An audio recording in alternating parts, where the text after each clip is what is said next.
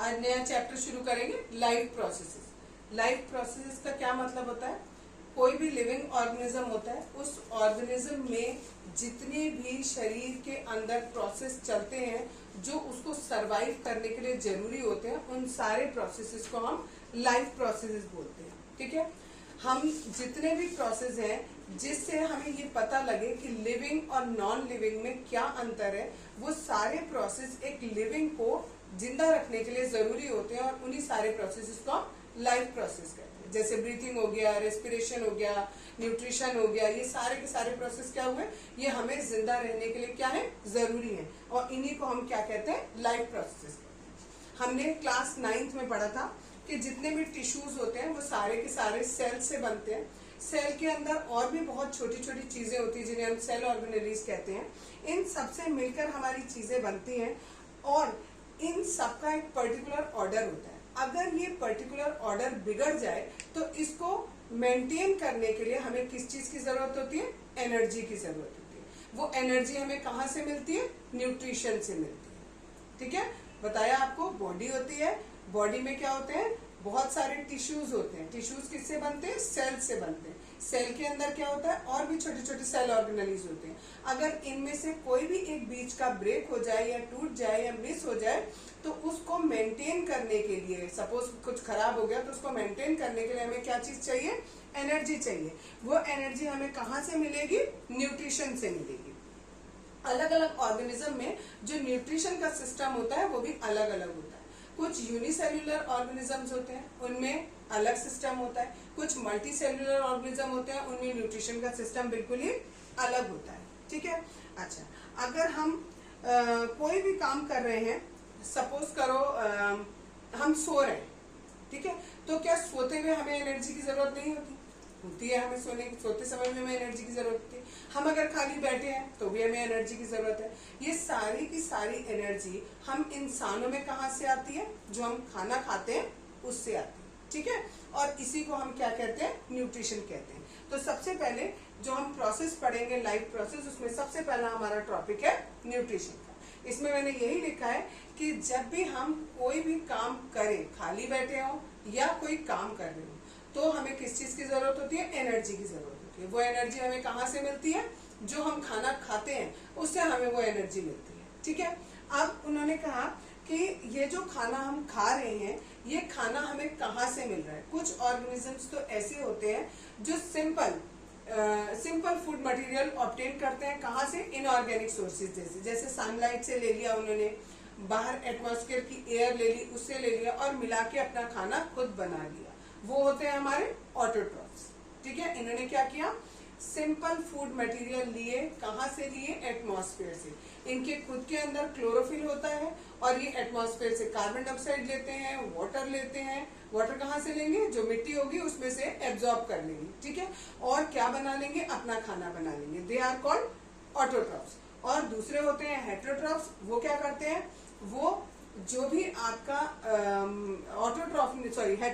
Autotroph ने जो भी खाना बनाया होता है उस खाने को वो खुद खाते हैं। तो वो क्या कर रहे हैं, वो थोड़ा कॉम्प्लेक्स मटेरियल अपने अंदर ले रहे हैं। तो जब वो कॉम्प्लेक्स मटेरियल अपने अंदर ले रहे हैं तो उस मटेरियल को लेने के बाद उसे ब्रेक डाउन करने के लिए हमें कोई सिस्टम चाहिए। ठीक है भाई, आपने क्या किया, ये जो ऑटोट्रॉफ थे इन्होंने तो क्या किया, सिंपल सनलाइट ली और पानी लिया और कार्बन डाइऑक्साइड ली और खुद के पास जो क्लोरोफिल था उसको मिला के उन्होंने अपना खाना बना लिया। तो इनमें डाइजेशन के लिए ऐसा कोई सिस्टम पूरा नहीं चाहिए। लेकिन जो हम हेटेरोट्रॉफ्स हैं, हमने क्या खाया, हमने इन ऑटोट्रॉफ्स को खाया। ठीक है, तो हमारी बॉडी में एक पर्टिकुलर ऐसा सिस्टम होना चाहिए जो इन ऑटोट्रॉफ ने जो खाना बनाया था उसको क्या कर सके, ब्रेकआउट कर सके, उसको सिंपल में तोड़ सके। इन्होंने तो सिंपल ही लिया था तो इसको तोड़ने की जरूरत नहीं थी। बट हम जो हेटेरोट्रॉफ है, उसने जो खाना खाया वो सिंपल नहीं है, वो कैसा है, कॉम्प्लेक्स है। तो उसे तोड़ने के लिए हमें एक सिस्टम की जरूरत है जिसे हम क्या कहते हैं, रेस्पिरेशन। ठीक है, इसलिए हमारी बॉडी में रेस्पिरेशन भी क्या है, बहुत ज्यादा जरूरी है। चलो ठीक है, रेस्पिरेशन हो गया। रेस्पिरेशन से क्या हुआ, जो भी खाना हमने खाया वो रेस्पिरेशन के थ्रू छोटे छोटे पार्टिकल्स में डिवाइड हो गया और उससे हमें क्या मिली, एनर्जी मिली। लेकिन वो एनर्जी कहाँ रही, जहां पर वो ब्रेक डाउन हुआ उसी जगह पर एनर्जी नहीं। अब पूरी बॉडी में एनर्जी कैसे जाए, उसके लिए क्या चीज चाहिए, एक ट्रांसपोर्टेशन सिस्टम चाहिए।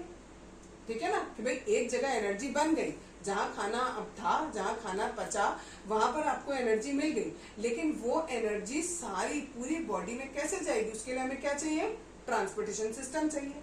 ठीक है, हम ट्रांसपोर्टेशन सिस्टम भी बहुत इंपॉर्टेंट हो गया।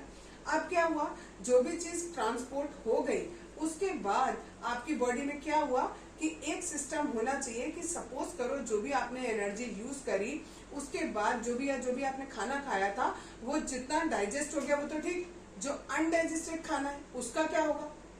अगर वो खाना हमारी बॉडी में ही रहेगा तो धीरे धीरे करके क्या होगा, अगर आप घर के कोने में कूड़ा इकट्ठा करते रहोगे तो क्या होगा, कुछ दिनों में सड़न आने लगेगी, पूरा घर सड़ जाएगा। ठीक है, उसी तरीके से हमारी बॉडी भी है।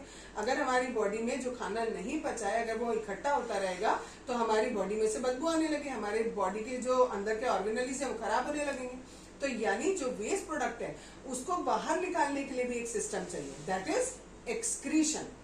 ठीक है, तो ये 3-4 प्रोसेस हमारे में बहुत ज्यादा जरूरी है। फर्स्ट इज न्यूट्रिशन, हमने खाना खाया, उस खाने को ब्रेक डाउन करने के लिए रेस्पिरेशन से हमें एनर्जी मिली, उस एनर्जी को पूरी बॉडी में पहुंचाना है, उसके लिए ट्रांसपोर्टेशन सिस्टम चाहिए, और जितना भी हमने खा लिया ट्रांसपोर्ट हो गया, उसके बाद जो सला गड़ा बचा, आपका जो बेकार वेस्ट प्रोडक्ट बचा उसको बाहर निकालने के लिए भी एक सिस्टम चाहिए, दैट इज एक्सक्रीटरी सिस्टम। ये 4 सिस्टम बहुत ज्यादा इंपॉर्टेंट है हमारी बॉडी के लिए, और इन 4 सिस्टम को ही हम क्या कहते हैं, लाइफ प्रोसेसेस कहते हैं।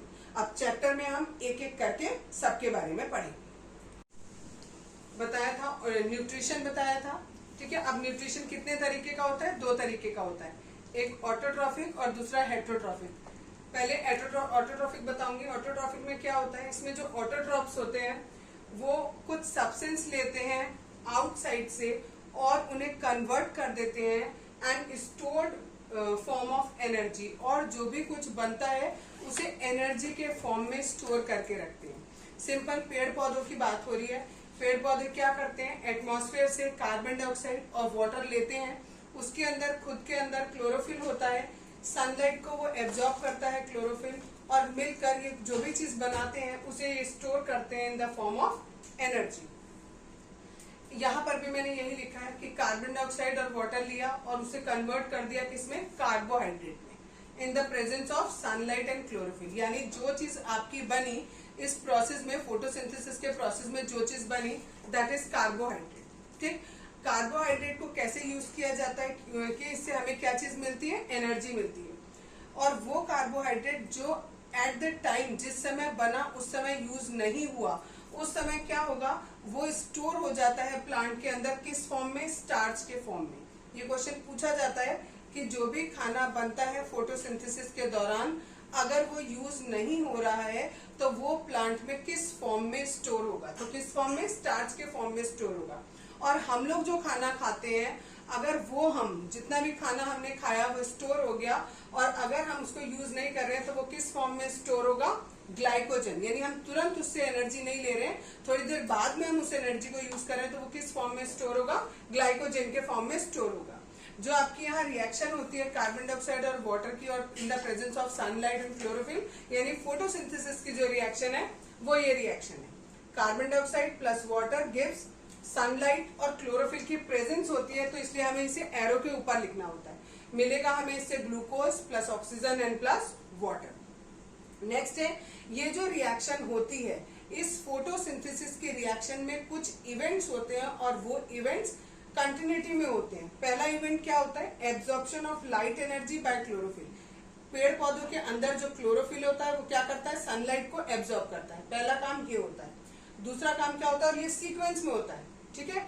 दूसरा काम क्या है, कन्वर्जन ऑफ लाइट एनर्जी। जितना भी क्लोरोफिल ने ये जो लाइट एनर्जी एब्जॉर्ब करी इसको ये केमिकल एनर्जी में कन्वर्ट कर देगा और जितना भी पानी इसने एब्जॉर्ब किया था उस पानी के मॉलिक्यूल को तोड़ देगा और हाइड्रोजन और ऑक्सीजन में डिवाइड कर देगा। और लास्ट काम क्या करेगा, reduction of carbon dioxide to carbohydrate. ठीक है, यानी कार्बन डाइऑक्साइड को रिड्यूस करके क्या बना देगा, कार्बोहाइड्रेट बना देगा। दैट मीन्स आपका ग्लूकोज बन जाएगा।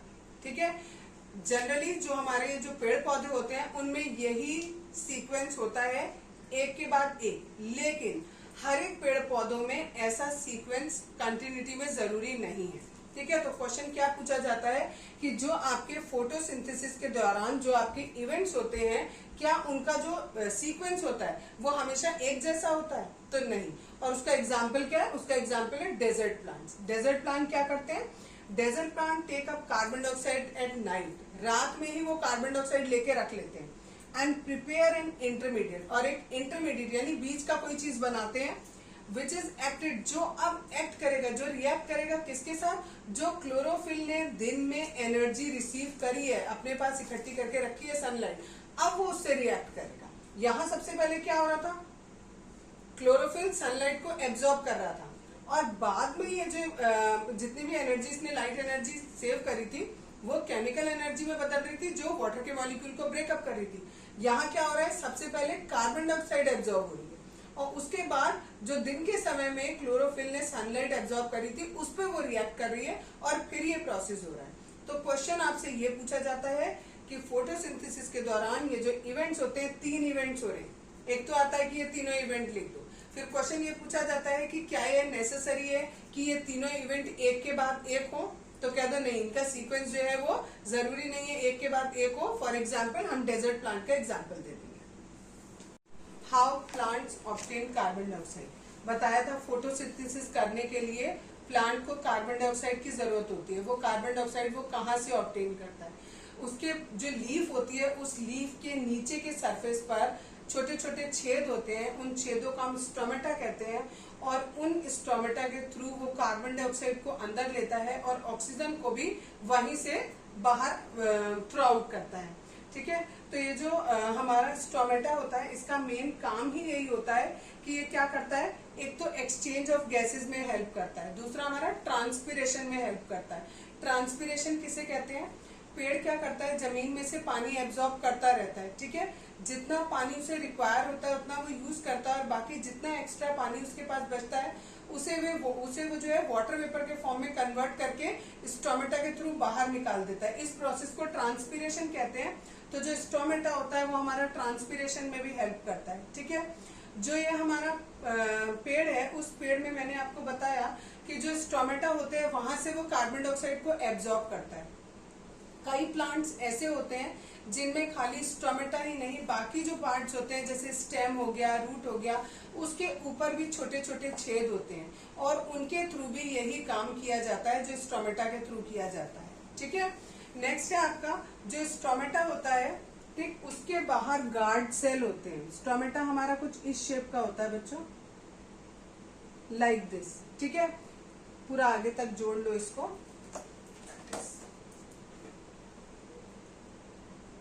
This one. ठीक है, इस तरीके से इनको, ये जो शेप बनी हुई है, इनको हम गार्ड सेल बोलते हैं।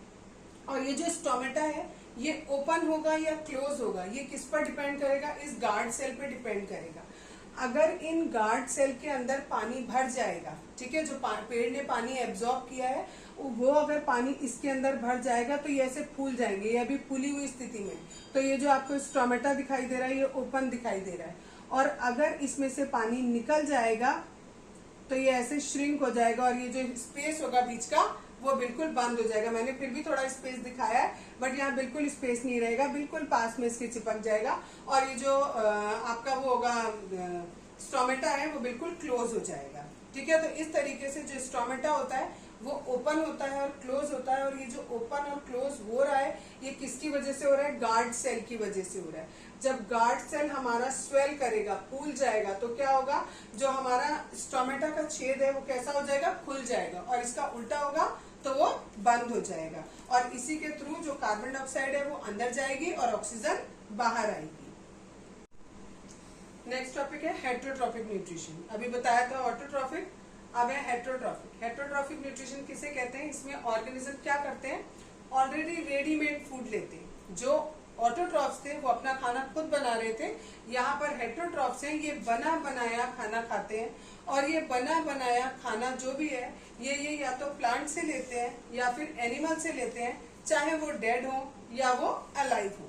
दोनों में से किसी से भी ले सकते हैं। इनको हम हेट्रोट्रॉफ्स कहते हैं। ऐसे जो ऑर्गेनिज्म होते हैं जो अपना खाना खुद नहीं बनाते, किसी और से लेते हैं, उन्हें हेट्रोट्रॉफ्स कहते हैं। और जिस प्रोसेस के थ्रू वो खाना लेते हैं उसे हम हेट्रोट्रॉफिक न्यूट्रिशन कहते हैं। कुछ ऑर्गेनिजम्स ऐसे होते हैं जो क्या करते हैं, खाने को बाहर ही क्या कर देते हैं, ब्रेक आउट कर देते हैं। हम लोग जैसे हम क्या करते हैं, हम खाना पहले खाते हैं फिर उसको डाइजेस्ट करते हैं, लेकिन कुछ ऑर्गेनिजम्स ऐसे होते हैं जो खाने को बॉडी के बाहर ही थोड़ा सा ब्रेक डाउन कर लेते हैं, उसके बाद उसे इनटेक करते हैं और फिर उसे एब्जॉर्ब करते हैं। ऐसे का एग्जाम्पल है फंगी और यीस्ट। और इस तरीके का जो न्यूट्रिशन होता है उसे सैप्रोफिटिक न्यूट्रिशन कहते हैं। बुक में स्पेशली ये वाला वर्ड नहीं लिखा है, लेकिन पूछा जा सकता है सैप्रोफिटिक न्यूट्रिशन किसे कहते हैं।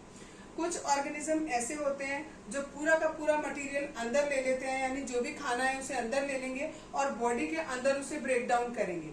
इसे हम होलोजोइक न्यूट्रिशन कहते हैं। नेक्स्ट है हमारा होलोजोइक न्यूट्रिशन में एक ये चीज और रह गई कि जितने भी हर्बीवोर्स, कार्निवोर्स, ओमनीवोर्स और ये सब आते हैं, ये आपके सारे के सारे ये होलोजोइक न्यूट्रिशन करते हैं। नेक्स्ट है कुछ ऑर्गेनिजम्स ऐसे होते हैं जो प्लांट्स और एनिमल्स से अपना न्यूट्रिशन लेते हैं बिना उसे नुकसान पहुंचाए और बिना उन्हें मारे, ठीक है। उनको हम पैरासिटिक कहते हैं, पैरासाइट्स कहते हैं। और इस तरीके का जो न्यूट्रिशन होता है उसे पैरासिटिक न्यूट्रिशन बोलते हैं। और उसके एग्जाम्पल हैं कुस्कुटा, टिक्स और लीव्स। टॉपिक है how do organism obtain their nutrition. इससे पहले हमने पढ़ा कि न्यूट्रिशन में दो तरीके का हमने न्यूट्रिशन पढ़ा, एक ऑटोट्रॉफिक और एक हेट्रोट्रॉफिक, ठीक है। ऑटोट्रॉफिक में हमने पढ़ा था कि पेड़ पौधे अपना खाना अपने आप बना लेते हैं, और जो हेट्रोट्रॉफिक है उसमें ऑर्गेनिज्म दूसरे के ऊपर डिपेंड रहते हैं अपने खाने के लिए। अब यहाँ पर वही केस आपको बताया है, यहाँ पर हेट्रोट्रॉफिक न्यूट्रिशन का ही पार्ट दिखाया है आपको और कहा है अलग अलग जो ऑर्गेनिज्म है उनके बारे में बताओ कि वो खाना अपना कैसे खाते हैं। तो क्योंकि सारे के सारे ऑर्गेनिज्म अलग अलग हैं, कोई यूनिसेल्युलर है, कोई मल्टी सेल्युलर है, किसी में और कोई कॉम्प्लिकेशन है, तो हर एक का जो खाने का सिस्टम होता है वो सबका अलग अलग होता है। सबसे पहले हम पढ़ेंगे अमीबा के बारे में कि अमीबा अपना खाना कैसे लेता है, ठीक है। आप सबको पता है अमीबा की जो शेप होती है वो फिक्स नहीं होती है, ठीक है।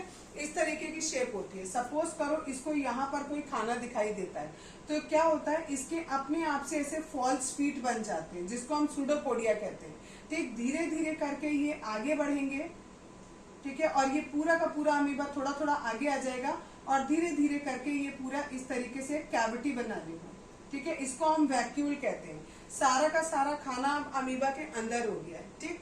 जैसे ही खाना इस वैक्यूल के अंदर पहुंचता है, यहाँ पर उसका डाइजेशन शुरू हो जाता है और जो कॉम्प्लेक्स सब्सटेंस, जो भी सब्सटेंस इसके अंदर गया था वो सिंपलर सब्सटेंसेस में टूटने लगता है, ठीक है।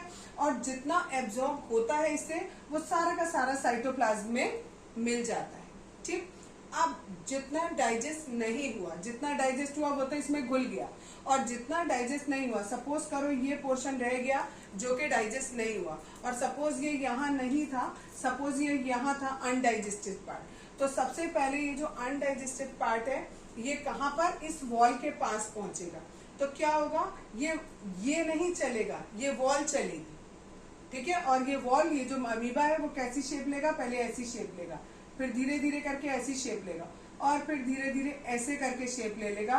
तो क्या हो गया, देखो ये पूरा बॉडी के कहाँ आ गया, बाहर आ गया, ठीक है। ये पूरा जो अनडाइजेस्टेड पार्ट था ये बॉडी के बाहर आ जाएगा और अमीबा फिर एक कोई नई शेप लेकर आगे चला जाएगा। इस तरीके से न्यूट्रिशन होता है अमीबा में। ये बहुत पूछा जाता है क्वेश्चन, बहुत इंपॉर्टेंट है। नेक्स्ट टॉपिक है how do paramecium obtain it's nutrition. Paramecium भी हमारा यूनिसेल्युलर होता है, लेकिन इसमें जो है अमीबा के जैसा नहीं होता। अमीबा में तो हम कहीं से भी फूड को इनटेक करते हैं, अमीबा कहीं से भी फूड इनटेक करता है और कहीं से भी जो अनडाइजेस्टेड वेस्ट होता है उसको बाहर निकाल देते हैं। लेकिन पैरामीशियम में एक पर्टिकुलर जगह होती है जिसे हम ओरल पोर कहते हैं, उस ओरल पोर से वो खाने को अंदर लेता है। पैरामीशियम का जो कुछ फिगर होता है ना वो कुछ इस तरीके से होता है, ठीक है। यहाँ पर इसके पास ये वाला ये ओरल पोर होता है, ठीक है, और इस जगह पर कहीं इस जगह पर इसका एनस पोर होता है, ठीक है। तो ये क्या करता है, जो भी खाना होता है इसको इस ओरल पोर से ही अंदर लेगा। जैसे ही अंदर लेगा यहाँ पर एक कैविटी बन जाएगी, कैविटी बनेगी, वैक्यूल जिसे आप कहते हो वैक्यूल बन जाएगा, और इस वैक्यूल के अंदर वो डाइजेस्ट होगा और फिर धीरे धीरे करके जो अनडाइजेस्टेड वेस्ट है वो यहाँ आ जाएगा और यहाँ से बाहर निकल जाएगा। अब ये जो ओरल पोर पे खाना कैसे पहुंचेगा, क्योंकि हर बार तो ऐसा होगा नहीं ना कि खाना उसके सामने और उसके मुंह में चला गया सीधे सीधे। सपोज करो खाना इस जगह पर है, तो ये पैरामीशियम क्या करेगा, इसकी पूरी बॉडी के ऊपर ऐसे छोटे छोटे छोटे छोटे बाल टाइप के स्ट्रक्चर होते हैं जिसको हम कहते हैं सीलिया। ठीक है, ये सीलिया के मूवमेंट से ये मूव करता रहेगा और जो अपनी बॉडी को मूव करेगा और अपना जो मुंह है वो इस जगह पर लेके आ जाएगा। तो वहां से ये अंदर ले लेगा इसको और फिर जब डाइजेस्ट हो जाएगा तो ये एनएस पोर के थ्रू बाहर निकल जाएगा। ठीक है, नेक्स्ट है हमारा न्यूट्रिशन इन ह्यूमन बींग्स, यानी अब हम मल्टी सेल्यूलर पे आ गए। यूनिसेल्यूलर हमने कर लिया, मल्टी सेल्यूलर जो होते हैं हम उसका एग्जांपल ह्यूमन बींग ले रहे हैं। ह्यूमन बींग में इन्होंने बताया कि जो भी आपका एक प्रोसेस होता है न्यूट्रिशन का, उसमें सबसे मेन इंपॉर्टेंट है दैट इज एलिमेंट्री कैनाल। ये बेसिकली हमारे मुंह से शुरू होती है और एनएस पर खत्म होती है। अब इस एलिमेंट्री कैनाल के खूब सारे पार्ट होते हैं, हर पार्ट का एक अलग फंक्शन होता है। जैसे buccal cavity, buccal cavity means आपका माउथ हो गया, माउथ में इंजेशन होता है, इंजेशन मीन्स किसी भी चीज को इनटेक करना।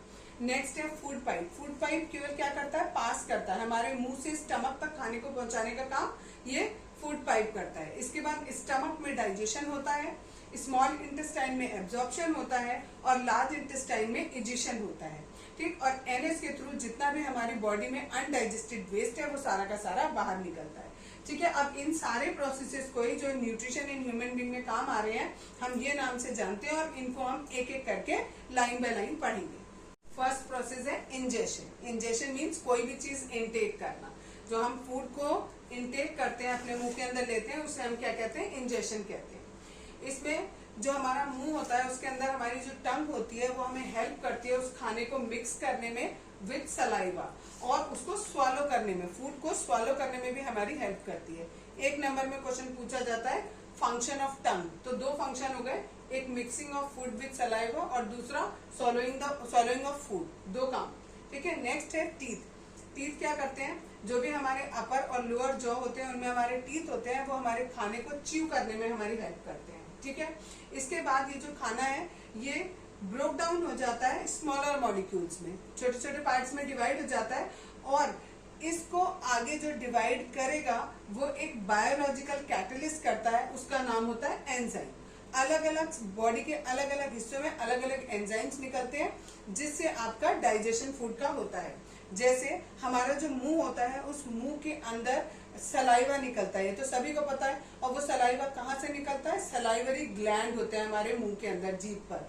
ठीक है, उसमें से सलाइवा निकलता है, इस सलाइवा के अंदर जो एंजाइम निकलता है उसका नाम है सलाइवरी एमाइलेज। पूछा जाता है पेपर में एक नंबर में कि सलाइवा में कौन सा एंजाइम होता है, सलाइवरी एमाइलेज होता है।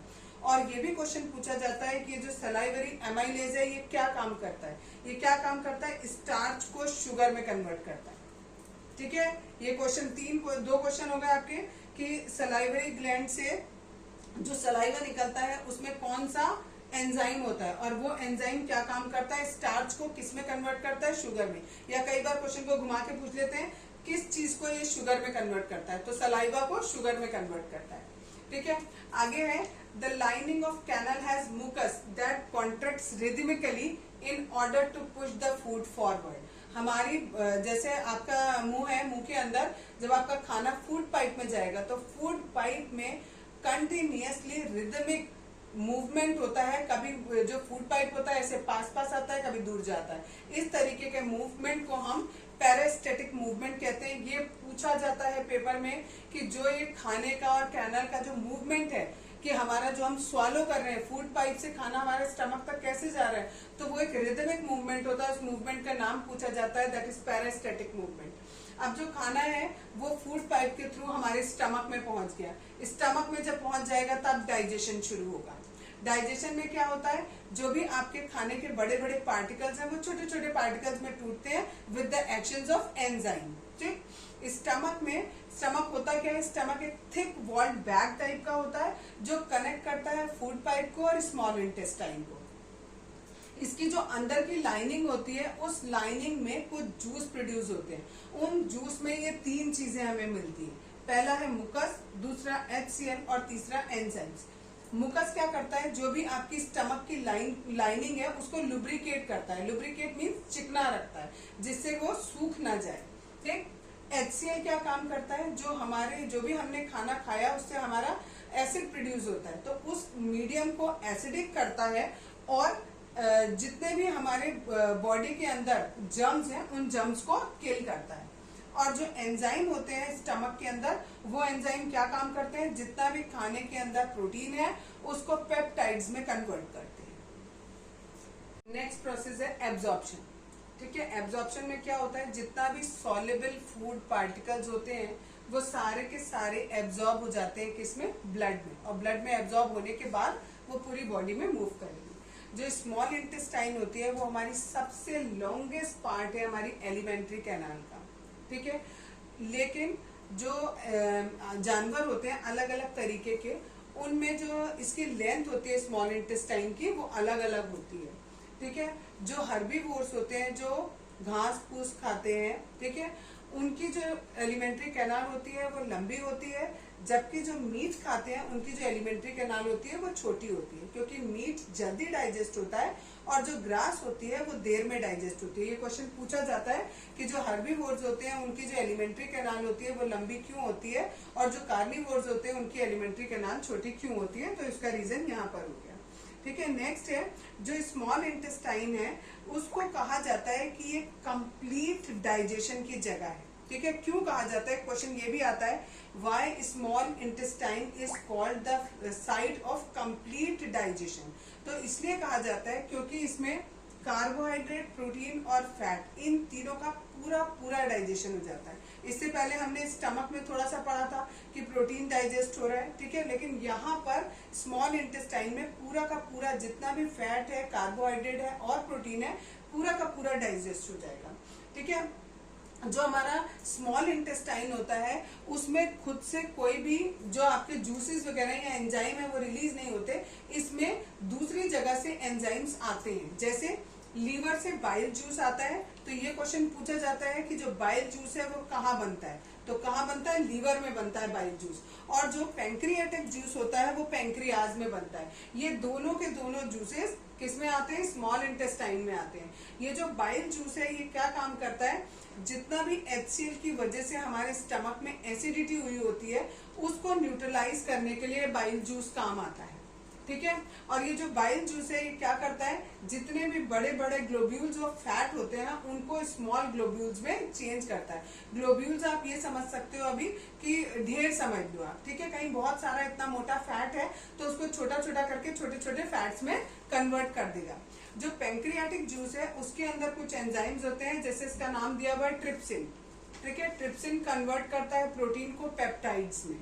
ठीक, अभी स्टमक में भी हमने पढ़ा था कि स्टमक में भी कौन सा एक एंजाइम होता है जो प्रोटीन को पेप्टाइड्स में बदलता है, उसमें हमने नाम नहीं बताया था, दैट इज ट्रिप्सिन।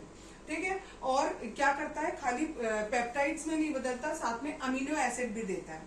ठीक, जबकि स्टमक में जब था तो ट्रिप्सिन जो है वो खाली प्रोटीन को पेप्टाइड्स में बदल रहा था, लेकिन स्मॉल इंटेस्टाइन में वो पेप्टाइड्स के साथ साथ अमीनो एसिड में भी बदल रहा है, इसीलिए इसको कंप्लीट डाइजेशन कह रहे हैं, यहाँ पूरा डाइजेशन हो रहा है। और एक और एंजाइम है जिसका नाम है लाइपेज, ये जितना भी हमारे बॉडी के अंदर फैट होता है उसे फैटी एसिड और ग्लिसरॉल में कन्वर्ट करता है।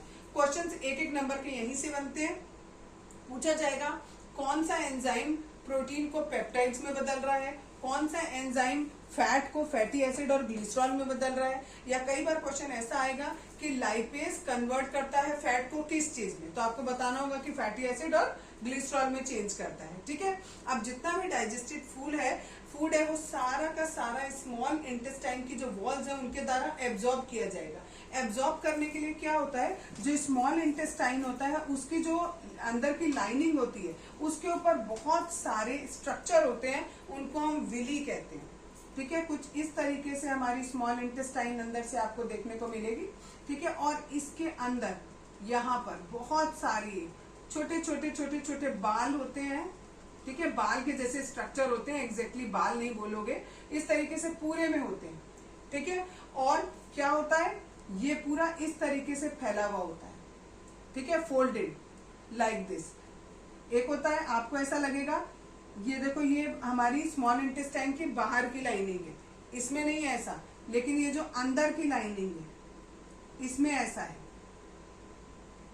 अब क्या हो रहा है आपका, ऐसे ही यहां पर है और ऐसे ही यहां पर है, ठीक है। अब जितना भी फूड है यहाँ पर वो कैसे एब्जॉर्ब होगा, अगर सोचो बिल्कुल स्ट्रेट होती है अंदर वाली, अगर लाइनिंग भी स्ट्रेट होती तो केवल यहां से लेकर यहां तक इतने पोर्शन से खाना एब्जॉर्ब होता, लेकिन अभी क्या हो रहा है, हमने इतने ही पोर्शन को देखो ऐसे फोल्ड कर दिया, खूब सारे फोल्ड्स बना दिए। अगर हम इसको सीधा करेंगे तो ये बहुत ही लंबा हो जाएगा, तो ये सारे पोर्शन से, इन सारी जगहों से एब्जॉर्प्शन हो रहा है, ये सारी जगहों से एब्जॉर्प्शन हो रहा है। और इन जो आपके निकले स्ट्रक्चर, इन्हें हम विली बोलते हैं। तो क्वेश्चन ये पूछा जाता है कि जो स्मॉल इंटेस्टाइन है उसकी जो अंदर की लेयर है उसमें ये विली क्यों होते हैं।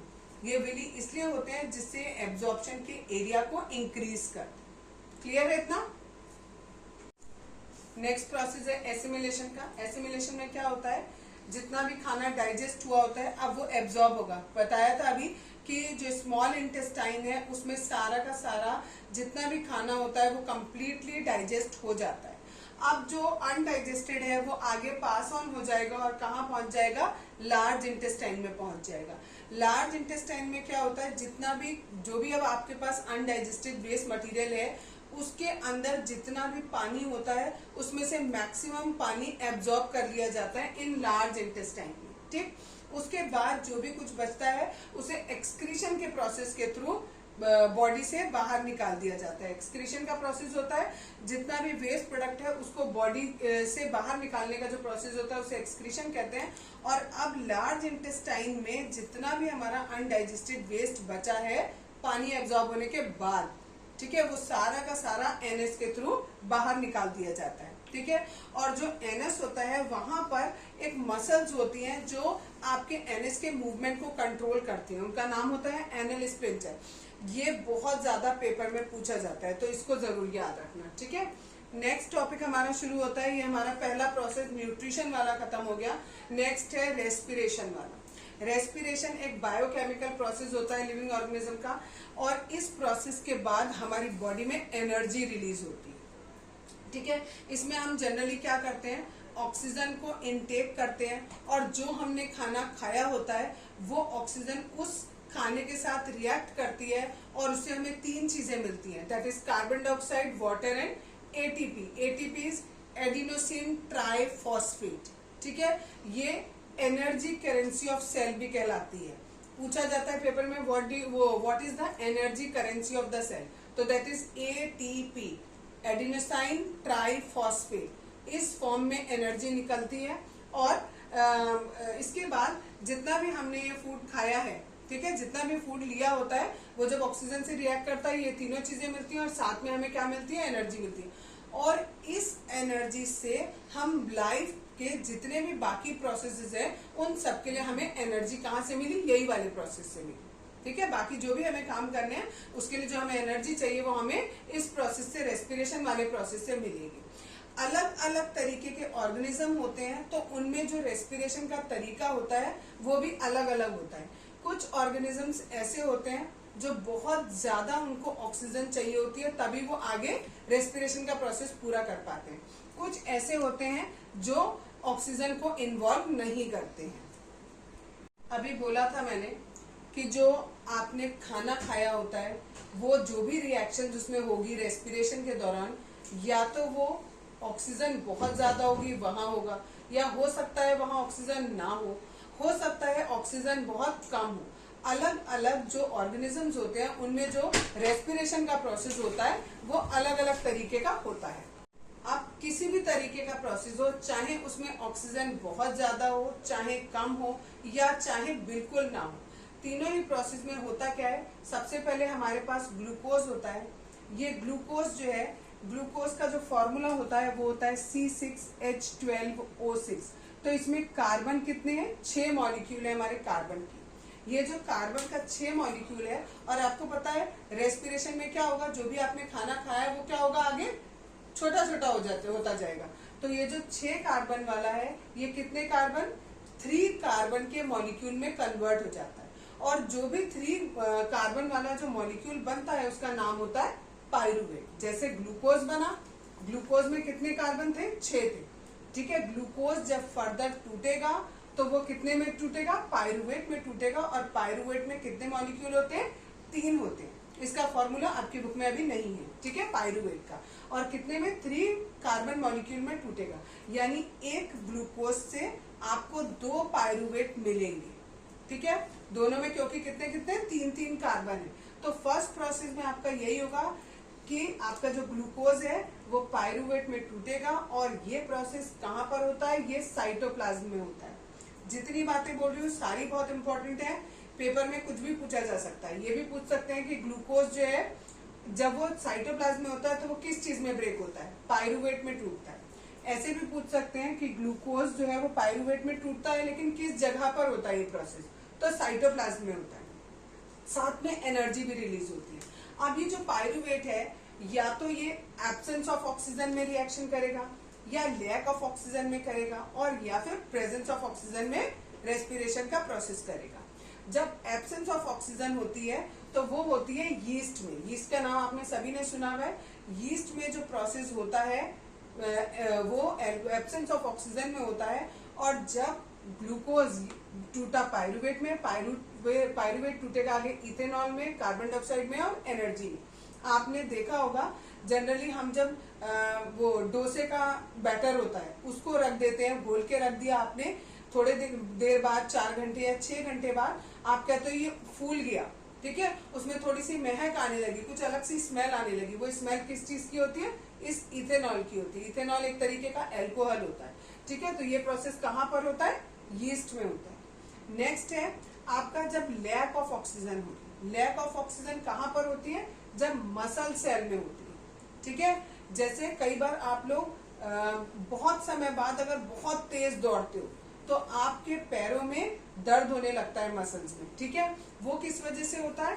कि आपको जितनी एनर्जी, जितनी ऑक्सीजन चाहिए उतनी ऑक्सीजन आपको नहीं मिल रही है, तो आपके पास लैक ऑफ ऑक्सीजन हो गई है आपके मसल सेल्स में, और वहां पर आपका क्या बनने लगा? लैक्टिक एसिड बनने लगा, ठीक है। इस लैक्टिक एसिड की वजह से आपको क्रैम्प हो जाते हैं, और जब आप गर्म पानी से सिकाई करते हो तो वो चीज सही हो जाती है, बिकॉज आपका जो ब्लड का फ्लो होता है वो सही हो जाता है, और ब्लड का फ्लो सही होता है तो ऑक्सीजन आपको प्रॉपर मिल जाती है। तीसरा है आपका जब प्रेजेंस ऑफ ऑक्सीजन होगा। ये पायरुवेट अब प्रेजेंस ऑफ ऑक्सीजन में रिएक्ट कर रहा है। ये किस जगह पर करता है? माइटोकॉन्ड्रिया में करता है, और इससे हमें कार्बन डाइऑक्साइड मिलता है, वाटर मिलता है और एनर्जी मिलता है, ठीक है। इस तरीके से कार्बन डाइऑक्साइड और ऑक्सीजन जो सेल के अंदर होते हैं वो सेल से बाहर निकल रहे हैं या अंदर जा रहे हैं, इस प्रोसेस को हम क्या कहते हैं? डिफ्यूजन कहते हैं। डिफ्यूजन की जो डायरेक्शन है कि कार्बन डाइऑक्साइड अंदर जाएगी या ऑक्सीजन बाहर आएगी, या ऑक्सीजन अंदर जाएगी कार्बन डाइऑक्साइड बाहर आएगी, क्या होगा? ये किस पर डिपेंड करता है? 2 चीजों पर डिपेंड करता है, एक तो एनवायरमेंटल कंडीशन पर और दूसरा रिक्वायरमेंट ऑफ प्लांट पर। जैसे कि रात का अगर समय है तो रात के समय में क्या होता है? फोटोसिंथेसिस नहीं होता। जब फोटोसिंथेसिस नहीं हो रहा तो प्लांट को कार्बन डाइऑक्साइड की जरूरत नहीं है, ठीक है। तो वो क्या करेगा? जितना उसके अंदर सुबह से इकट्ठा किया हुआ कार्बन डाइऑक्साइड है वो सारा का सारा क्या कर देगा? उसको रिलीज कर देगा रात के समय में।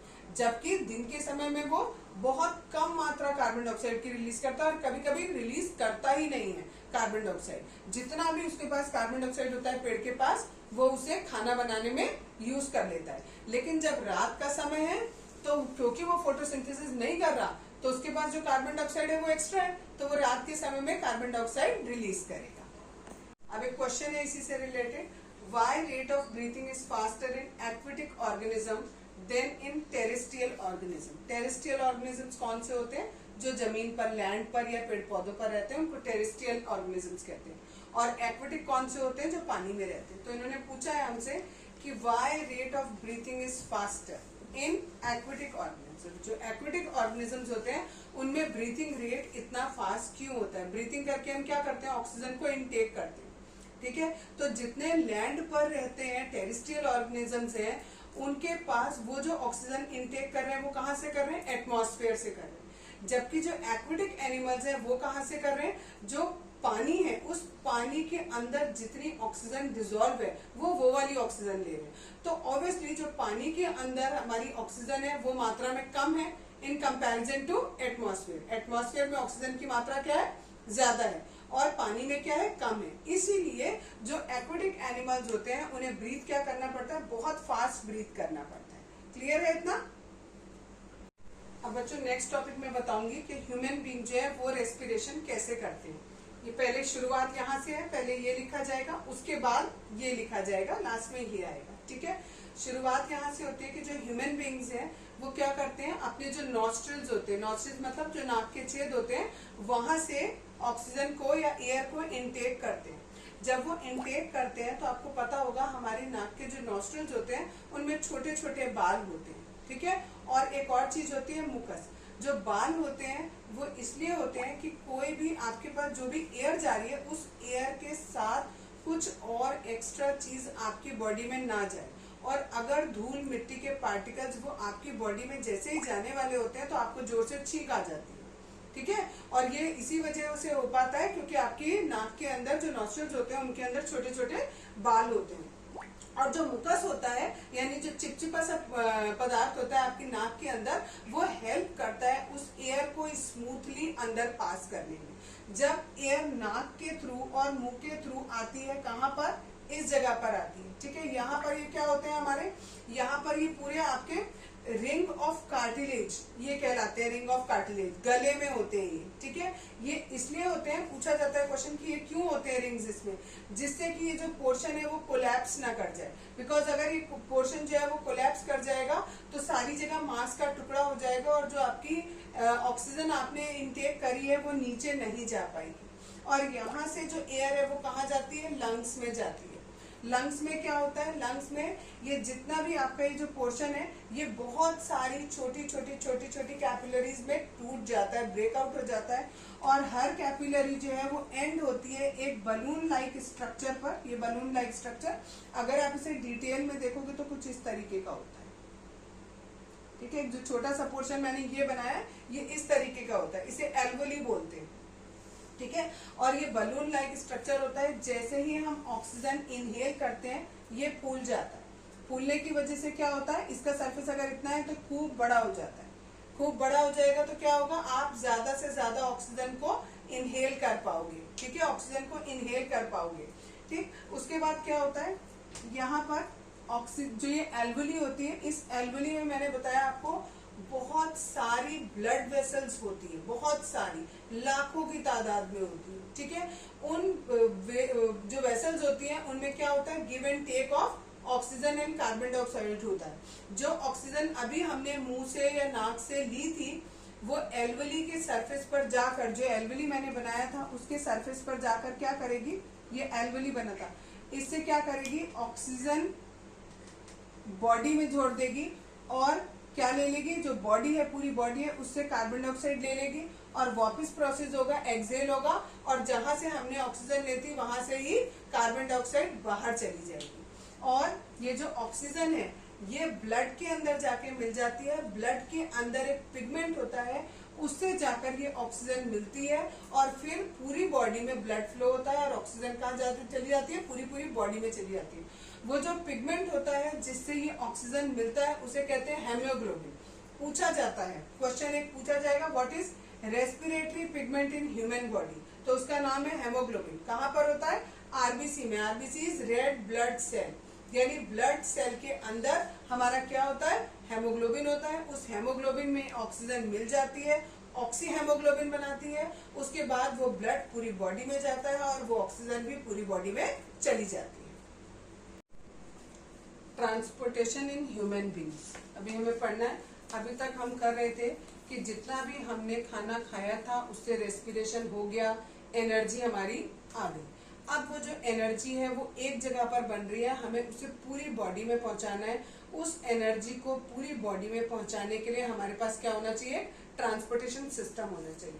अब वो ट्रांसपोर्टेशन सिस्टम में कोई एक चीज ऐसी होगी जो उस एनर्जी को पूरी बॉडी में लेके जाएगी, और वो एनर्जी कौन होती है? वो चीज ब्लड होती है, जो उस एनर्जी को जो जहां पर बन रही है उसे पूरी बॉडी में पहुंचाएगा। बॉडी क्या है? कनेक्टिव टिश्यू है, इसीलिए क्योंकि ये पूरी बॉडी को कनेक्ट कर रहा है। इस ब्लड के अंदर एक फ्लूइड मीडियम होता है, लिक्विड जैसा होता है, जिसे हम प्लाज्मा कहते हैं, ठीक है। और ये प्लाज्मा के अंदर आरबीसी होते हैं, जिसकी वजह से उसका कलर क्या होता है? रेड कलर का। आपको प्लाज्मा ऐसा दिखेगा जैसे लाल लाल है, खून लाल लाल होता है। एक्चुअली आरबीसी होते हैं उसके अंदर जो रेड कलर के होते हैं, जिसकी वजह से हमें खून लाल कलर का दिखता है, जबकि जो प्लाज्मा होता है वो येलोइश कलर का कुछ होता है, ठीक है। ये जो प्लाज्मा होता है ये इस फूड को, कार्बन डाइऑक्साइड को और जितना भी वेस्ट हमारी बॉडी में बनता है उसको ट्रांसपोर्ट करता है। जो आरबीसी होते हैं वो केवल ऑक्सीजन को ट्रांसपोर्ट करते हैं, बाकी सब ट्रांसपोर्टेशन का काम कौन करेगा? ये जो प्लाज्मा होता है ये करता है।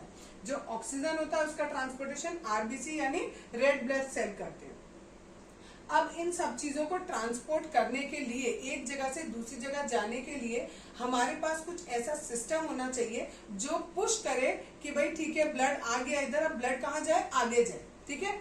उसको पंप करने के लिए हमारे पास एक पंपिंग ऑर्गन होना चाहिए, और वो पंपिंग ऑर्गन हमारा कौन सा होता है? हार्ट होता है। और इस पंपिंग ऑर्गन में कभी कोई दिक्कत या परेशानी आ जाए तो उसका भी सॉल्यूशन कैसे किया जाए, उसके लिए भी कोई चीज होनी चाहिए। वो हम आगे पढ़ेंगे कि क्या चीज होती है। अब हमारा जो ये पंपिंग ऑर्गन है उसका हम नाम देते हैं हार्ट। ये जो हार्ट है वो हमारा पंपिंग ऑर्गन होता है, और इसका जो साइज होता है वो हमारी फिस्ट के बराबर होता है। फिस्ट यानी मुट्ठी। अगर आप ऐसे मुट्ठी बंद कर लो तो जितनी बड़ी हमारी मुट्ठी है इतना बड़ा हमारा हार्ट होता है। इस हार्ट में डिफरेंट चैम्बर्स होते हैं, ठीक है। वो चैम्बर्स अलग अलग क्यों होते हैं?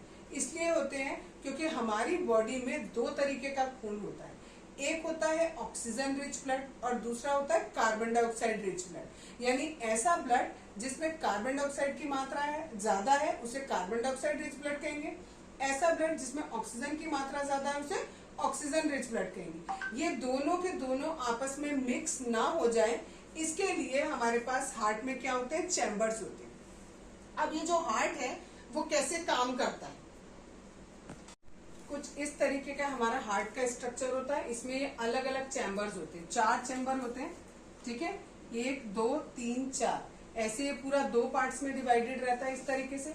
जो लेफ्ट वाला साइड है, ठीक है, उसमें हमारा ऑक्सीजन रिच ब्लड रहता है, और जो राइट साइड है उसमें हमारा कार्बन डाइऑक्साइड रिच ब्लड रहता है, ठीक। अब यहाँ पर क्या होगा, जो हमारा इसका पूरा फंक्शन होता है कि कैसे कैसे हमारा ब्लड जो है वो मूव करता है, उसके लिए चीज शुरू होती है हमारी लेफ्ट वेंट्रिकल से, ठीक है। सॉरी मैंने दोनों जगह यहाँ लाइट लिख दिया है, दैट इज लेफ्ट, ठीक है। लेफ्ट वेंट्रिकल, यहाँ से हमारा जो सर्कुलेशन है ब्लड का वो शुरू होता है। सबसे पहले यहाँ से जो ब्लड होता है वो कहाँ जाता है? पूरी बॉडी में जाएगा, ऑल बॉडी ऑर्गन्स में जाएगा। किसके थ्रू जाएगा? एक अरोटा नाम का एक वो होती है आर्टरी होती है, ठीक है।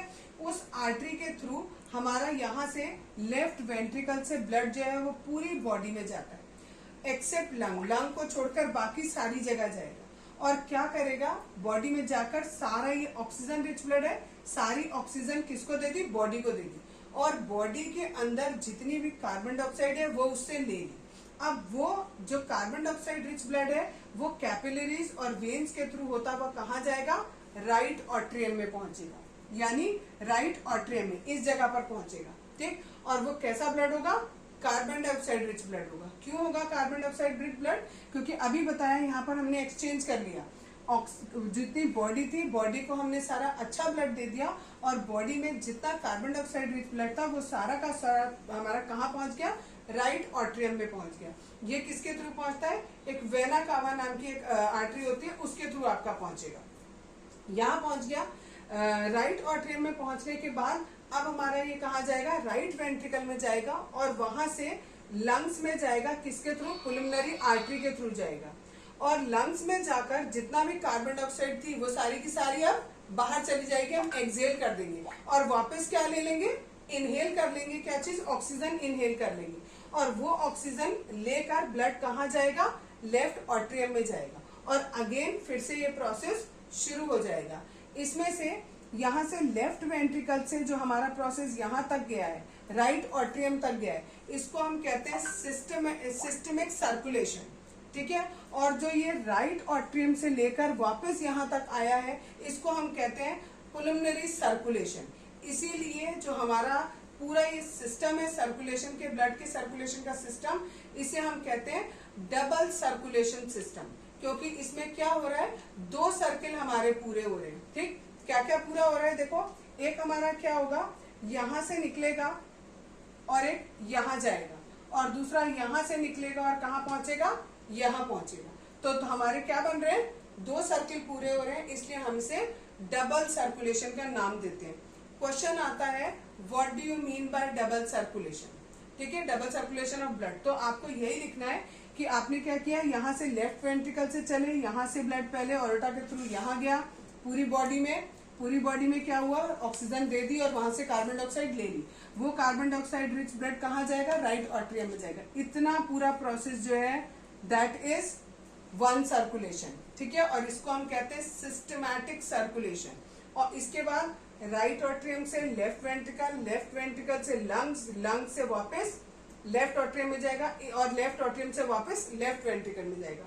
इतने प्रोसेस को हम कहते हैं पुलमनरी सर्कुलेशन। इसमें ये पुलमनरी आर्टरीज हैं और पुलमनरी वेन्स हैं, इनके थ्रू हो रहा है, दैट्स वाई इसको हम पुलमनरी सर्कुलेशन कहते हैं। और 2 बार सर्कुलेशन हो रहा है, इसलिए इसे डबल सर्कुलेशन कहते हैं, ठीक है। ऐसे तो जितनी भी वेन्स होती हैं उनमें कार्बन डाइऑक्साइड रिच ब्लड जाता है, और जितनी भी आर्टरी होती हैं उसमें ऑक्सीजन रिच ब्लड जाता है। लेकिन एक एक्सेप्शन होता है पुलमनरी वेन का और पुलमनरी आर्टरी का, इनमें उल्टा होता है।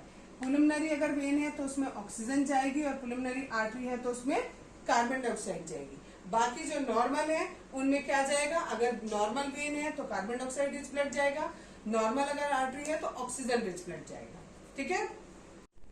बताया था कि जो ब्लड होता है वो पूरी बॉडी में वेन, आर्टरीज और कैपिलरीज के थ्रू मूव करता है। तो जो ब्लड वेसल्स होती हैं वो 3 तरीके की होती हैं, एक होती है आर्टरीज, नेक्स्ट वेन और नेक्स्ट कैपिलरीज। जो वेन्स होती हैं उनकी जो वॉल होती है वो थोड़ी सी थिक होती है। इसका रीजन होता है, क्वेश्चन पूछा भी जाता है कि आर्टरीज जो होती है उनकी जो वॉल होती है वो इन कंपैरिजन टू वेन वो थिक क्यों होती है। तो क्योंकि इसमें जो ब्लड का फ्लो होता है वो बहुत प्रेशर से होता है, तो प्रेशर से ब्लड फ्लो होने की वजह से वो फट ना जाए, इसके लिए जो इसकी वॉल होती है वो थिक होती है और इलास्टिक होती है। जबकि वेन्स जो होती है वो थिन होती है और लेस इलास्टिक होती है, क्योंकि इसमें ब्लड का प्रेशर बहुत लो होता है।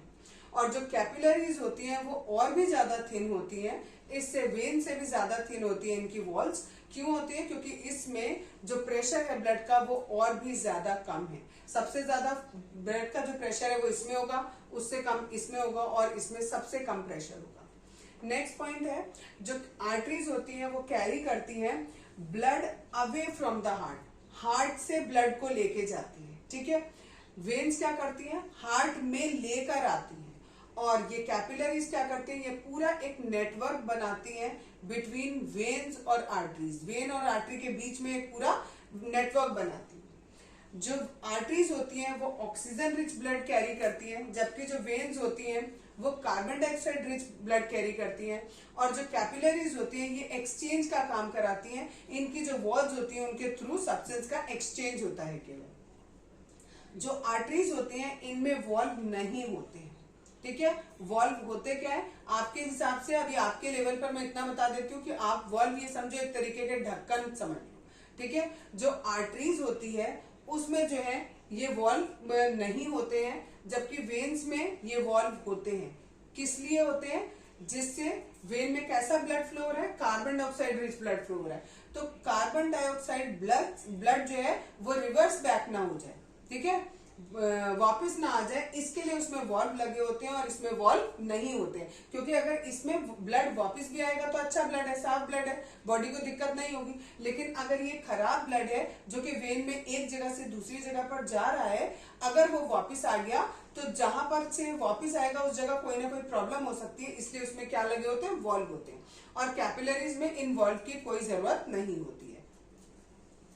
नेक्स्ट टॉपिक है मेंटेनेंस बाय प्लेटलेट्स, ठीक है। अगर जो भी अभी मैंने आपको सिस्टम बताया कि जो ब्लड होता है वो एक जगह से दूसरी जगह कैसे जाता है, क्या क्या प्रोसेस होता है, उसमें अगर कोई भी थोड़ी बहुत गड़बड़ी होती है, सपोज कहीं हमें चोट लग जाए या हम गिर जाएं और हमारी बॉडी में से ब्लड निकलने लगे, तो एग्जैक्टली होता क्या है, उसको मेंटेन कौन करता है। तो अगर हमें कभी गलती से कोई चोट लग जाती है और हमें खून निकलने लगता है, तो क्या होगा, हमारी जो बॉडी है उसकी जो वेन्स या आर्टरीज है उसमें ब्लड जो है वो कम हो गया, बिकॉज ब्लड कहाँ आ गया, बाहर आ गया।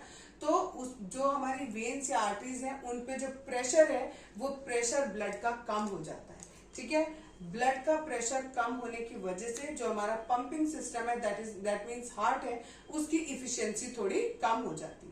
लेकिन हम देखते हैं कि कुछ समय बाद अगर बहुत ज्यादा चोट नहीं लगी होती है तो थोड़े समय के बाद हमारा वो ब्लड निकलना बंद हो जाता है। ये किस वजह से होता है, ये हमारा होता है प्लेटलेट्स की वजह से। प्लेटलेट क्या करता है, ब्लड में क्लॉटिंग कर देता है और जिस जगह हमारी चोट लगी होती है उस जगह पर वो क्लॉट बना देता है, जिससे ब्लड जो है वो आगे फर्दर बाहर नहीं जाता है, ठीक है।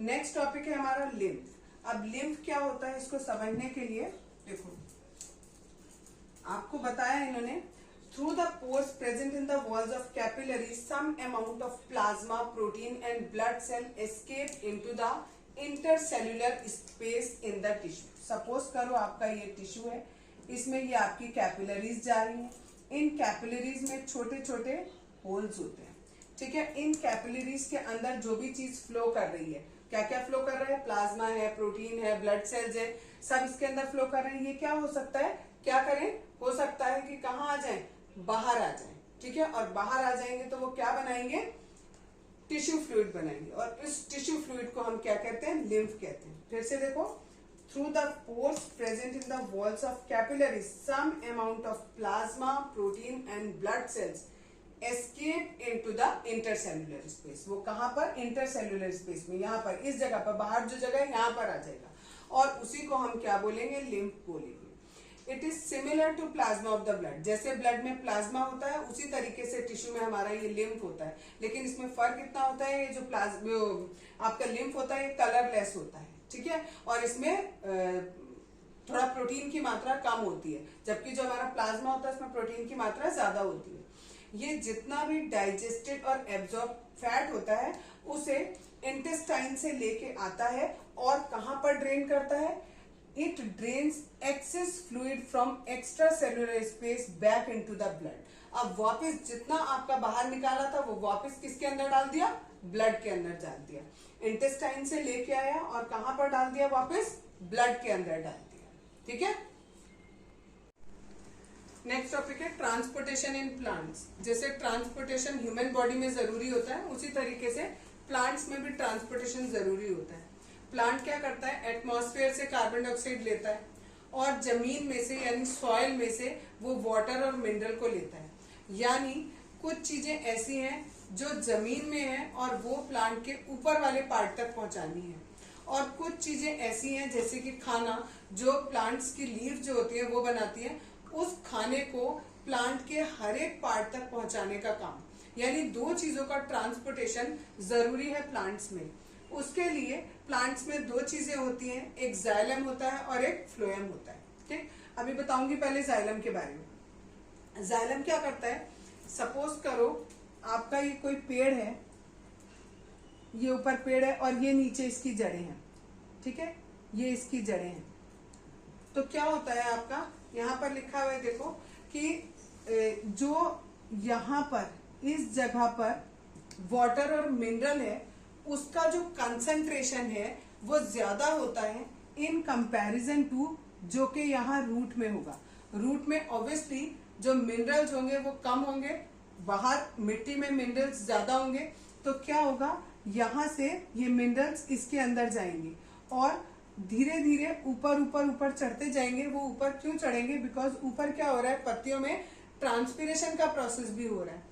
ट्रांसपिरेशन हो रहा है, दैट मीन्स जितना उसमें एक्स्ट्रा वाटर है वो भाप बनकर बाहर निकलता जा रहा है। जब यहाँ पर सपोज ये आपकी एक लीफ है, इस लीफ में से पानी बाहर निकलता जा रहा है, तो यहाँ पर पानी की कमी हो रही है। इस पानी की कमी को पूरा करने के लिए वो यहाँ से पानी को क्या करेगा, ऊपर की ओर खींचेगा, क्योंकि उसे पानी की जरूरत है। तो एक तरीके से यहाँ से एक सक्शन लगता है, सक्शन फोर्स लगता है जो ऊपर खींचता है। ठीक है, तो जैसे ही यहाँ पर ट्रांसपीरेशन होगा, ये क्या करेगा, जो जितना भी पानी है उसको यहाँ जमीन में से ऊपर की ओर खींचेगा और ये पानी इसके अंदर जाएगा। क्यों पानी या मिनरल क्यों जाएंगे? क्योंकि बाहर कंसंट्रेशन ज्यादा है और अंदर कंसंट्रेशन कम है। ठीक है, ऑस्मोसिस में हमने पढ़ा था कि जहां कंसंट्रेशन ज्यादा होती है वहां से कम की तरफ मूव करता है। ठीक है, तो यहाँ पर भी यही होगा, यहाँ बाहर मिट्टी में कंसंट्रेशन ज्यादा है पानी की भी और मिनरल्स की भी, जबकि जो पेड़ की जड़ है उसमें कम है, तो ये मूव करेगा अंदर की ओर। और इसको हम कहते हैं, इस तरीके से जो पानी है जब वो जड़ के अंदर जाता है और ऊपर की ओर मूव करता है, उसे हम कहते हैं एसेंट ऑफ सेप बोला जाता है उसे। ठीक है, और ये ट्रांसपीरेशन प्रोसेस जो है ये हेल्प करता है इस पूरे पेड़ के टेम्परेचर को रेगुलेट करने में भी। Transportation of food. अब अभी हमने पढ़ा ट्रांसपोर्टेशन ऑफ वाटर, कि वाटर कैसे कैसे ट्रांसपोर्ट हो रहा है पेड़ों के अंदर। अब हम पढ़ेंगे कि फूड कैसे ट्रांसपोर्ट हो रहा है। जितना भी फूड हमारा बनता है, हमें पता है लीफ में बनता है, और जब फूड एक जगह से दूसरी जगह ट्रांसफर होता है तो उसे हम कहते हैं ट्रांसलोकेशन। ठीक है, और ये ट्रांसलोकेशन जो है फ्लोएम टिश्यू के द्वारा पूरा किया जाता है, यानी फ्लोएम टिश्यू जो है वो खाने को एक जगह से दूसरी जगह लेके जाता है। जो हमारा जाइलम टिश्यू था वो पानी और मिनरल्स को लेके जा रहा था और वो केवल अपवर्ड डायरेक्शन में मूव करता है, जबकि जो फ्लोएम टिश्यू है वो हमारा दोनों डायरेक्शन में मूव करता है। जिस जगह पर भी खाने की कमी होती है वहां पर एक सक्शन क्रिएट हो जाता है और वो खाने को अपनी ओर खींचने लगता है। इस तरीके से जो फ्लोएम है ये जहां पर भी जो आपकी लीव्स हैं जो कि मेन सोर्स है खाने का, वहां से जिस जगह पर खाने की जरूरत होती है उसे हम सिंक बोलते हैं, उस जगह पर खाने को लेके जाता है। और कौन लेके जाता है? फ्लोएम लेके जाता है। ये खाने के साथ साथ अमीनो एसिड और बाकी सब्सटेंसेस को भी लेके जाता है। और जनरली तो यही होता है हमारा कि जो पेड़ों में लीव्स में जो भी खाना बनता है वो हमारा स्टेम में या रूट में इकट्ठा हो जाता है। लेकिन जब हमारा स्प्रिंग सीजन होता है तो जितना भी ये शुगर स्टोर्ड होता है रूट में और स्टेम में, वो सारा का सारा ट्रांसफर हो जाता है बर्ड की तरफ, क्योंकि उनको ग्रो होने के लिए एनर्जी चाहिए होती है। स्प्रिंग सीजन में नए नए फूल खिलते हैं, तो जो स्प्रिंग सीजन होता है उसमें जितना भी खाना हमारा रूट या स्टेम में स्टोर्ड होता है वो सारा का सारा किधर? बर्ड की तरफ चला जाता है, जिससे कि वो आसानी से ग्रो अप हो जाए। एक्सक्रीशन। एक्सक्रीशन का मतलब होता है एक ऐसा बायोलॉजिकल प्रोसेस जो शरीर के अंदर जितने भी आपकी बायोलॉजिकल एक्टिविटीज हुई हैं उन एक्टिविटीज की वजह से जितना वेस्ट प्रोड्यूस हुआ है उस वेस्ट को शरीर से बाहर निकालने का जो प्रोसेस होता है उसे कहते हैं एक्सक्रीशन। एक्सक्रीशन हमें दो चीजों में पढ़ना है, ह्यूमन बींग्स में भी पढ़ेंगे और प्लांट्स में भी पढ़ेंगे। पहले ह्यूमन बींग वाला देखते हैं। जो एक्सक्रीटरी सिस्टम होता है ह्यूमन बींग का, उसके अंदर एक पेयर ऑफ किडनी होते हैं, these ones are kidney. A pair of uterus, ये आपके जो पतली पतली ट्यूब्स आ रही है, these are uterus. And a urinary bladder, ये वाला जो पोर्शन है दैट इज यूरिनरी ब्लैडर।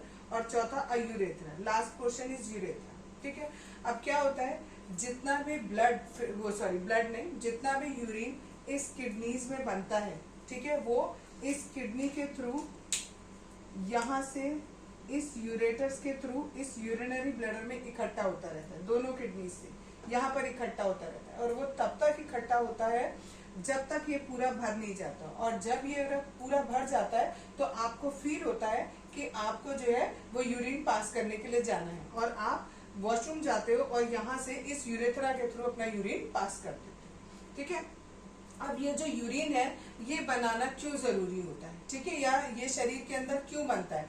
ये इसलिए बनता है जिससे जितना भी हमारी बॉडी में वेस्ट है, मेन जो वेस्ट होता है दैट इज यूरिया और या फिर यूरिक एसिड, ये दोनों ही हमारे शरीर के लिए बहुत ज्यादा नुकसानदेह होते हैं। अगर हम इन्हें बॉडी से बाहर नहीं निकालेंगे तो हमें कोई ना कोई बीमारी हो जाएगी। ठीक है, तो इसको बाहर निकालने के लिए हमारा ये एक्सक्रीटरी सिस्टम होता है। इसमें जो बेसिक फिल्ट्रेशन यूनिट होती है वो किडनी होती है। मेन जो काम कर रही है ब्लड में से क्या कर रही है, जितना यूरिन है, जितना वेस्ट प्रोडक्ट है उसको किडनी में, उसमें से ब्लड में से बाहर निकाल देती है। ठीक है, इस किडनी के ऊपर खूब सारी कैपिलरीज, बहुत सारी कैपिलरीज होती है, और एक ये स्ट्रक्चर जिसको हम कहते हैं न्यूफ्रॉन, ऐसे लाखों की तादाद में न्यूफ्रॉन इन किडनीज के ऊपर चिपके रहते हैं। ये जो न्यूफ्रॉन होता है तो मेन जो आपका किडनी में भी, वैसे हम कह रहे हैं कि किडनी जो है वो हमारा बेसिक फंक्शन यूनिट है, किडनी के अंदर देखें तो कौन कर रहा है, ये न्यूफ्रॉन्स, लाखों की तादाद में न्यूफ्रॉन्स होते हैं, ये मेन फिल्ट्रेशन का काम करते हैं। इसमें ये जो कप के जैसी शेप आपको दिखाई दे रही है, इसको बोमेन्स कैप्सूल कहते हैं, मैंने लिखा है यहाँ पर, दैट इज ये बोमेन्स कैप्सूल, ठीक है। और ये क्या करता है, जितना भी फिल्ट्रेट होता है उसको कलेक्ट करता है और आगे यहाँ पास करता है, और वापस यहाँ से क्या होता है, जितना आपका यूरिन है वो सारा का सारा छनकर किधर, इस यूरेटर्स के थ्रू यूरिनरी ब्लैडर में आ जाता है और ब्लैडर से बाहर निकल जाता है, और जितना बचता है साफ खून वो वापस बॉडी में सर्कुलेट हो जाता है, ठीक है। जितना भी यूरिन है वो हमारा यूरेटर्स के थ्रू यूरिनरी ब्लैडर में आया, यूरिनरी ब्लैडर से यूरेथ्रा में चला गया, ठीक है। इस बीच में ये जो न्यूफ्रॉन थे, इसमें ये सारी चीज यहाँ से लेकर यहाँ तक मूव करेगी, आगे वेन्स में जाएगी, ठीक है। तो यहाँ पर क्या होगा, कुछ अमाउंट ऐसा होता है खाने का जो रीएब्जॉर्ब हो जाता है, जैसे ग्लूकोज, अमीनो एसिड, सॉल्ट और मेजर अमाउंट ऑफ वाटर, ये सारा रीएब्जॉर्ब हो जाता है जब आपका यूरिन पास हो रहा होता है कहाँ पर, यूरिनरी ब्लैडर, यूरेटर से यूरिनरी ब्लैडर और यूरेथ्रा में, तब हमारा ये काम होता है, ठीक है। ये जो इसके बाद यूरिन वाला ये पार्ट पूरा हुआ। नेक्स्ट है एक्सक्रीशन इन प्लांट्स। अब प्लांट्स में क्या होता है, प्लांट्स में एक्सक्रीशन के रूप में हमें क्या क्या चीजें मिलती है। सबसे पहली चीज तो हमें ऑक्सीजन मिलती है, प्लांट का एक तरीके से वो वेस्ट प्रोडक्ट है जो हमें मिल रहा है, दैट इज ऑक्सीजन, ठीक है। प्लांट में जितना भी एक्सेस ऑफ वाटर होता है वो ट्रांसपिरेशन के थ्रू भाप बनकर उड़ जाता है, तो वो भी हमारा इसका क्या हुआ, वेस्ट प्रोडक्ट हुआ। तीसरा, कई बार क्या होता है, जितना भी वेस्ट प्रोडक्ट होता है इसका खाने का, वो वैक्यूल्स में इकट्ठा हो जाता है, प्लांट सेल में जो वैक्यूल्स होता है उसके अंदर इकट्ठा हो जाता है, और कभी कभी वो लीव्स में इकट्ठा हो जाता है, और जो वो पत्तियां होती है जब वो सूख जाती हैं तो वो वेस्ट प्रोडक्ट गिर जाता है, ठीक है, नीचे गिर जाता है। और कभी कभी जो है जितना वेस्ट प्रोडक्ट होता है वो रेजिन के रूप में या गम के रूप में पेड़ में स्टोर हो जाता है।